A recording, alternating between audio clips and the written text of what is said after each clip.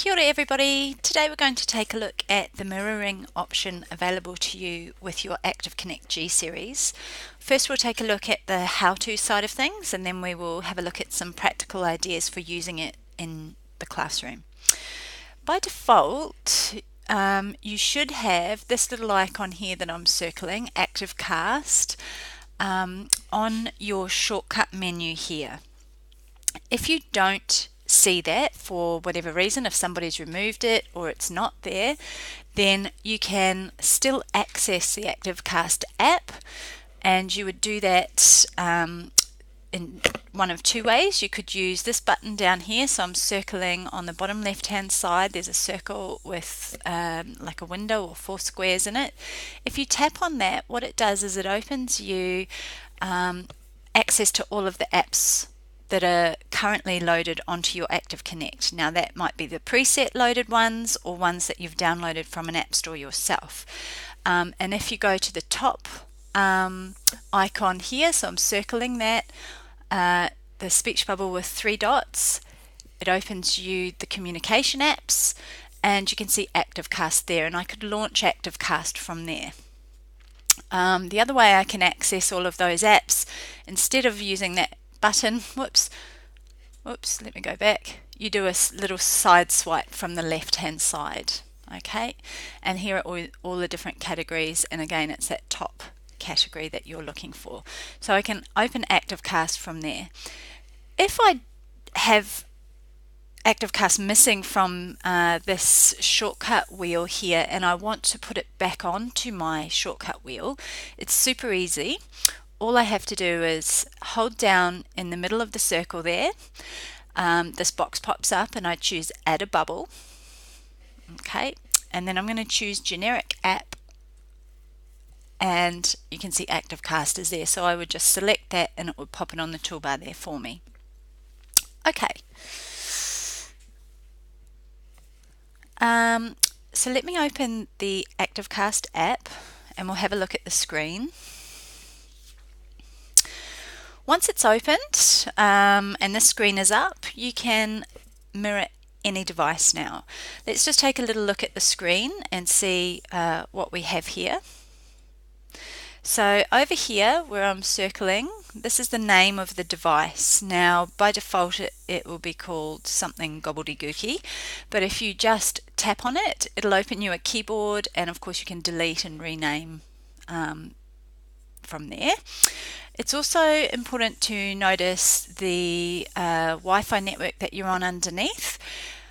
All your devices that you want to mirror need to be on the same network. Now it doesn't matter if that's a branch of the same network, so you've got a student and a teacher network, as long as they're part of the main network, that will work. I believe that's called bridging the network. Okay, now over to the left we've got a QR code, and also underneath that there's a 9-digit code. These are options that I'll go through with you later. Please don't think that you're going to be able to use a normal QR reader. It's not for that purpose. I'll go through it in just a moment. Okay, so if you have any computer that you can load or run the Chrome browser on, so that would be Chromebooks, Windows, whether that's Surface Pros or laptops, or even just the old desktop sitting at the back of the classroom. And in fact Mac notebooks, as long as you can put Chrome on it. There is a Chrome extension called ActivCast. It's free, of course. You could use the ActivCast extension to mirror to the ActivPanel. If you have a Mac notebook or an iPad or an iPhone, you can use AirPlay straight off the bat. If you have an Android tablet or a phone, or for Windows computers who don't want to use the Chrome browser for whatever reason, then you would go to the Promethean support site and you would look up, let me show you it, in fact, there we go. There's our Promethean support site. Let me just scroll down. You're going to wireless presentations, ActivConnect G-Series, that's your little Android box, and if you scroll all the way down on the bottom left hand quadrant there, software downloads, there's a little 8 meg file called Activcast, and if you load that onto your Windows computer or your Android device, it basically gives you a little app that would sit on top of your desktop or in your folder of apps, and when you click on it, it brings you that up, and it's that little Activcast symbol that was on our wheel right there. Now if you're using an Android phone or an Android tablet, when you tap on Activcast, you have an option to use the QR code on the screen. So it'll say, do you want to use the QR or do you want to use the code? So that's where, provided your device has got a camera, you can scan that code and it will mirror for you instantly. Okay, if you don't have a camera on the tablet, or you choose to type the code in instead, and the code is only the digits, you don't need to add the hyphens there, it will be remembered for the next time. Okay, so this code is specific to MyConnect. So if you've got students going from classroom to classroom and the teachers have got different connects, obviously they're going to have different names up here. They will have different codes down here as well. So the students may be required to type their code back in. That's something I haven't actually tested, but I know that it does remember it for the last one that you were on. If you're using the Chrome extension, you also need to pop this code in. So if you're using the Chrome browser to do your mirroring through with the Activcast extension, that is the code that you need to do. Okay, well, I'm actually on a Mac computer, and I'm going to show you a few different scenarios, and we're going to start off with using my Mac notebook. So I have AirPlay on my Mac notebook, so it's as simple as me going to AirPlay. There we go. So I went up to my AirPlay symbol and I found that one. Okay, and I'm mirroring to my Connect. So the scenario is that maybe on my computer or the student's computer there's a document that I need to share or wish to share, or they need to share or wish to share, and it's fantastic. We can obviously mirror like this and instantly see the document or the piece of work. But what's even better is that with my ActivConnect tools, I have this button here. Okay, this one on the left that I'm sort of circling, that is going to take a snapshot, a screenshot, and let me annotate over it. That's what those symbols on there mean. So I'm going to click on that. It's taken me that snapshot, and you can now see down the right hand side here, I've got a little toolbar. So I've got the pen selected.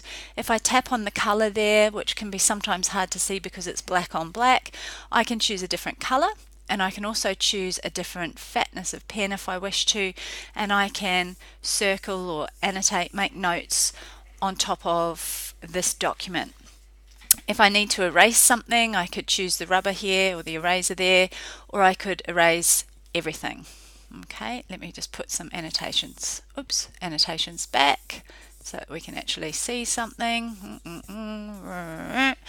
Okay, and you'll notice down here there is a save symbol, the old hard floppy disk. If I click on that, it tells me in the middle of my screen it's saving to gallery. I'm going to exit out of this view with this X button on my little toolbar there, and then I'm going to pop back to my home screen. Okay, so this is all looking very familiar. I've stopped mirroring my computer now, and I'm back to my home screen, and that is so that I can take you and show you the gallery. So this is the gallery here. It's the hot air balloon symbol.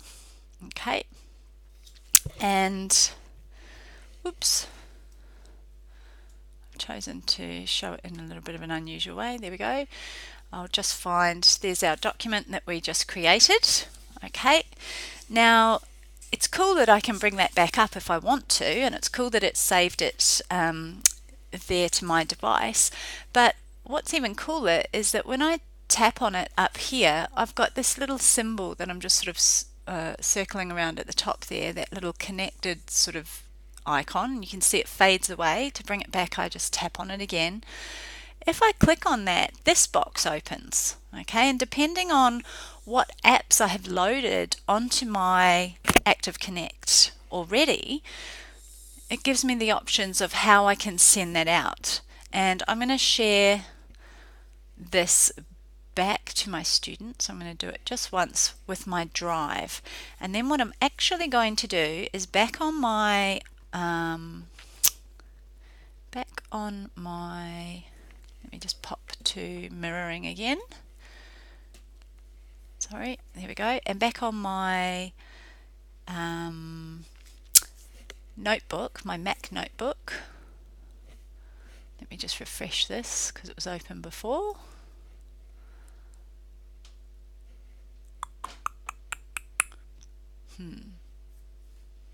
It's always the way when you're doing something live, isn't it? I tested this before and it worked beautifully. Let me go back and just do one more time. Oh, that's why. It gives me the option to rename things. So let's rename that now as, we'll call it Notes. And I'll push Save. And now, if I pop back out to mirror, and I'll just mirror my laptop. There we go. There's our Notes JPEG sitting there in my Google Drive. And of course then I can share that with whoever I would like. Okay, so that is one scenario that might be quite useful. So where I'm trying to share something off my own computer, or the students have a laptop, it's very easy for them to connect.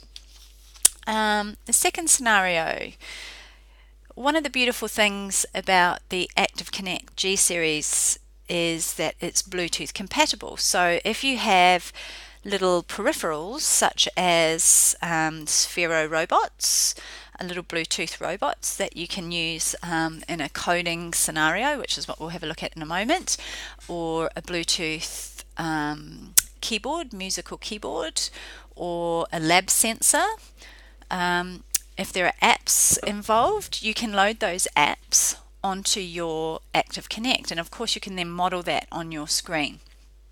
But what I'm going to do is I'm going to actually mirror one of my students' iPads, because in reality I think the power is less in the modeling and more in the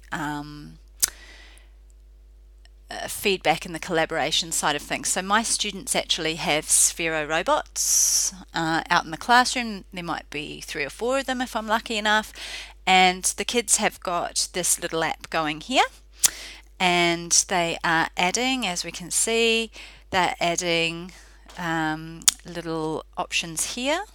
Okay, how fast I want this to go, what direction or what heading we want it to go in, and so they can be building the code on their app on their iPad. So what you're seeing on the screen at the moment is the student's iPad. Okay, and of course we have our lovely option to annotate over that, and I'll choose maybe this color pen, and it might be that we're looking at a specific line of code and making notes about that, or there's a particular part of the coding that the kids have worked really hard to crack, and they're sharing back with the group. So of course we've got that whole being able to annotate over the top of it, being able to make notes if we want to, and of course save those notes. I won't bother doing, oh yes I will, might as well save those to gallery, and I can exit out of there. Okay, and then I'm back to my live desktop again there. Okay, it'll tell me there's no robot connected this afternoon.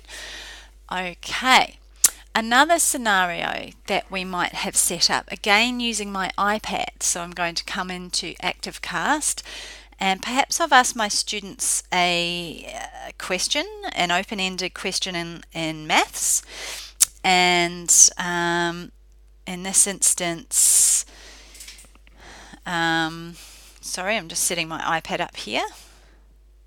Oops, don't want that. There we go. Apologies, it's not playing ball. Let me turn that mirroring on first and then I'll worry about the camera. What I'm going to do is perhaps I'm roaming around the classroom and I have asked the students to use their play coins or their play money to show me how they would show $1. And I see some interesting answers. So with my camera tool on my iPad, don't know why that's going, I don't want it to be that, I can turn on my camera tool. I've got live photos there, as you can see. I could take the photo if I wanted to, or on my screen, on my, oops, I should have this over where I can reach it. There we go. I can take a photo of the screen like so, and we can see an interesting scenario here. So the student has done something quite perhaps ordinary here. They've got their 40 cents and their 60 cents, and they've shown 40 plus 60 makes 100 or $1. And down here we can see a $2 coin and two 50-cent coins. So I asked them to explain their thinking here, and the students have said, well, what I'm saying is $2 take away $1 is $1 or whatever. So it allows you to have that lovely on the spot sharing if the kids have got physical materials or things like that. Another scenario, maybe I have a kindergarten class and I'll just bring this up. Oops, come on iPad. There we go. Yesterday we used Play-Doh and our letter of the week is B, and so the kids made bees out of the letter B out of Play-Doh. And of course I can use my Annotate over desktop, and I might use blue this time, and I might use the fattest pen, and it might be that I'm using their photos from yesterday. So they made their Play-Doh bee, they used the iPads to take a photo of it because we were learning how to use the cameras on the iPads perhaps, and today I'm now using that, and over top of it I can now write with the correct letter formation. So we can be looking at that. It might be an introduction to our handwriting lesson, or we might use this as the base for a brainstorm where the children are telling me all of the words that they can think of that begin with B, boy, and so on. I could then save that, I could then print that. That might become part of a wall display, or it might become part of an alphabet folder or an alphabet book that we're compiling in the class library. So hopefully you can see that it's quite a versatile tool. I love the annotating over top. I think it takes it to another level. It's great to be able to mirror. We can all probably mirror in many different ways in the classroom, but I think the annotating over top really extends the learning opportunities available with mirroring.